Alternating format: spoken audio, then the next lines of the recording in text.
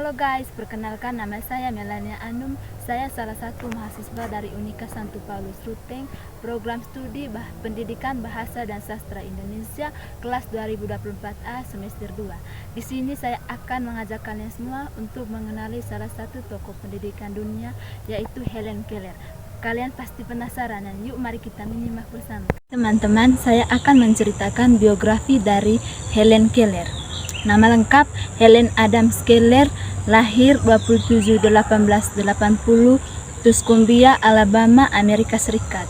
Wafat 1 Juni 1968, Easton, Connecticut, Amerika Serikat. Helen Keller adalah seorang penulis, aktivis, dan pendidik yang terkenal karena perjuangannya sebagai tunanetra dan tunarungu. Pada usia 19 bulan, ia terserang penyakit yang menyebabkan kebutaan dan ketulian. Saat kecil, Helen mengalami kesulitan besar dalam berkomunikasi dan sering merasa frustrasi. Pada usia 7 tahun, Helen bertemu dengan Anne Sullivan, seorang guru yang diutus oleh Perkins School for the Blind. Anne mengajarkan Helen bahasa isyarat dengan mengeja kata-kata di telapak tangannya. Kata pertama yang dia pahami Helen adalah water atau air, yang menjadi titik balik hidupnya.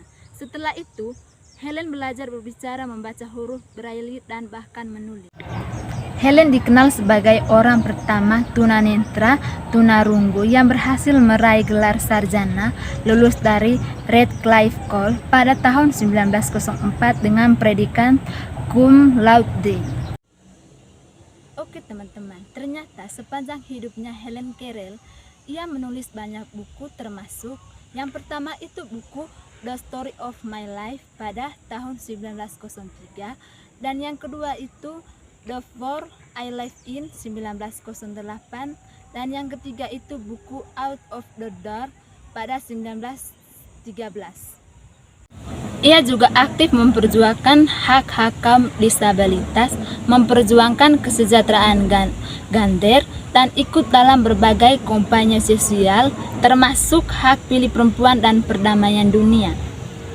Helen menerima berbagai penghargaan, salah satunya Presidential Medal of Freedom dari Presiden Lyndon B. Johnson pada tahun 1964, salah satu penghargaan sipil tertinggi di Amerika.